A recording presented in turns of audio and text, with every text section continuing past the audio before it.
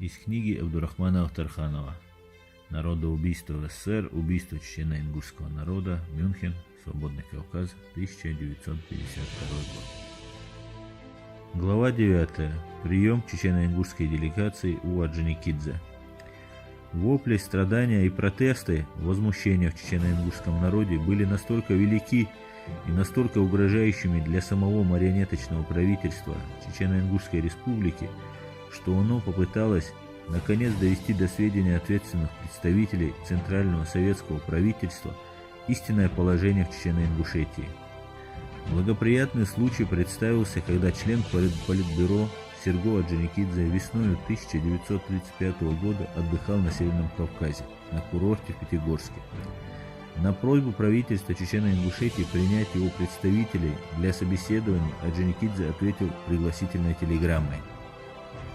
Чечено-ингушская делегация в составе председателя правительства Алига Ачханова, второго секретаря областного комитета партии Вахаева, первым секретарем Чеченского областного комитета никогда не назначался чеченец.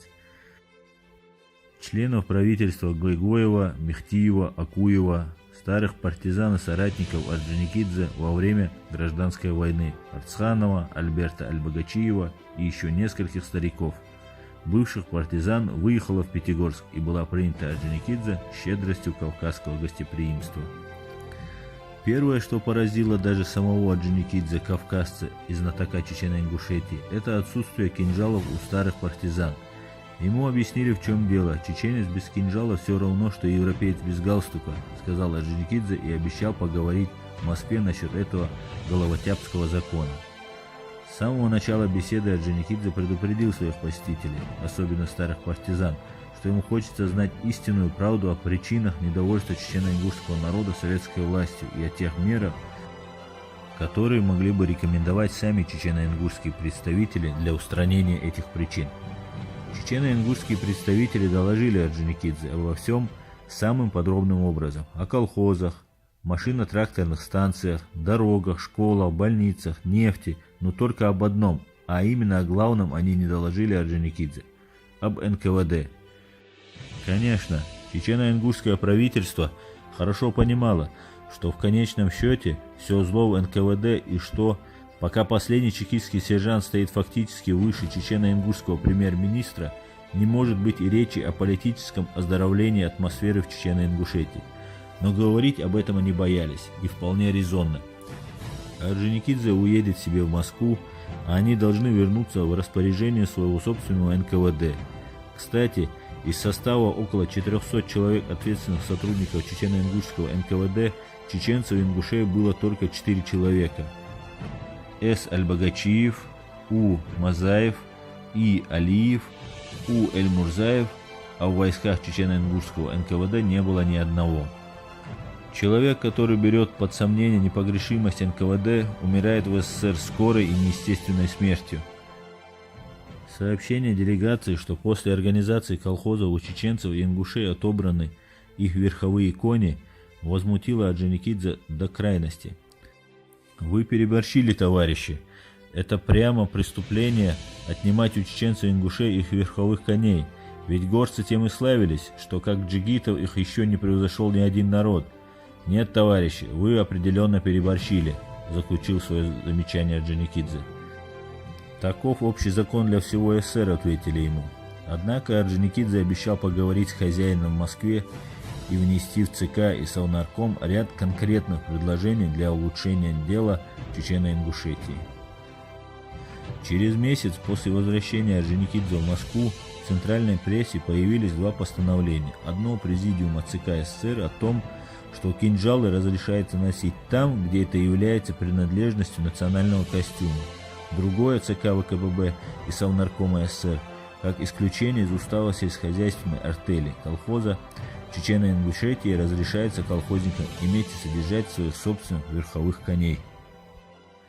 Как бы велико не было значение этих решений советского правительства для поднятия морально-политического состояния чечено-ингушского народа, все-таки они не достигали цели, поскольку не менялся дух и не менялись методы чекистской политики в ауле. Эти паллиативные меры напоминали, скорее всего, старую известную политику кнута и пряника. чем серьезнее желание власти понять и преодолеть трагедию этого маленького народа. В Москве не знали или не хотели знать, что причины этой трагедии заложены не в природе самого народа, ни в его непримиримости ко всякой власти, а в органической порочности политики провокаций. Поэтому-то самое идеальное решение советского правительства сводилось на нет очередной провокации чекистов. Правда, после визита представителей чечено-ингушского правительства в Орджоникидзе чекисты начали себя вести более осторожно и менее заметно. Конец 1935 года, весь 1936 год и начало 1937 года прошли спокойно. И эти 2,5 года прошли без чекистских провокаций, а значит и без чеченских восстаний. Правда, было несколько случаев убийств работника НКВД, но тут главным образом сводили старые счеты. Даже постоянно существующее партизанское движение в горах, которое, между прочим, всегда снабжалось оружием и боеприпасами самими работниками НКВД, известными в Чечено-Ингушетии чекистами Семекиным, Погиба, Никольским и другими, которые в конце концов за это и были привлечены к ответственности. И то заметно перешло к оборонительной тактике, свертывая прежнюю тактику налетов и диверсий в зоне советских объектов. Сам вождь партизанского движения майор Садулла Магомаев, он был неуловим и стоял во главе горных партизан около 14 лет, а майор было его почетной кличкой, данной ему самими партизанами, издал характерный приказ по своим группам: не трогать русских работников, кроме чекистов, и не щадить чечено-ингушских работников, если они коммунисты. Русские выступают против нас по долгу службы, а чечено-ингушские работники из-за своей подлости. Честь службистам, смерть подлецам. Таково было содержание одного из приказов Саадуллы. Один случай, связанный с этим приказом, даже произвел сенсацию в республике. Весной 1940 года секретарь областного комитета ВКПБ по промышленности и транспорту Смолкин поехал в служебную командировку в Гланчошский район, большая часть территории которой находилась под властью партизан Саадуллы. Секретаря областного комитета сопровождали 3 человека и один районный партийный работник-чеченец.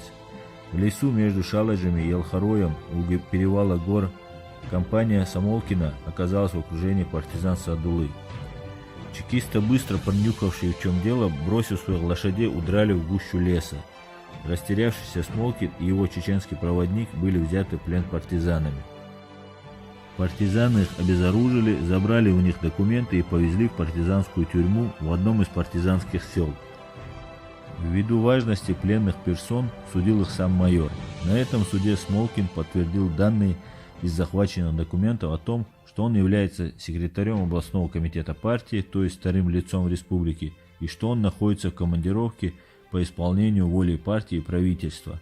Районный работник-чеченец заявил, что его долг сопровождать этого прямого начальника. Суд постановил Смолкина освободить как русского коммуниста, а чеченца расстрелять как изменника Чечни. Смолкин благополучно прибыл в столицу республики, но был вновь арестован, на этот раз уже НКВД, как изменник Родины.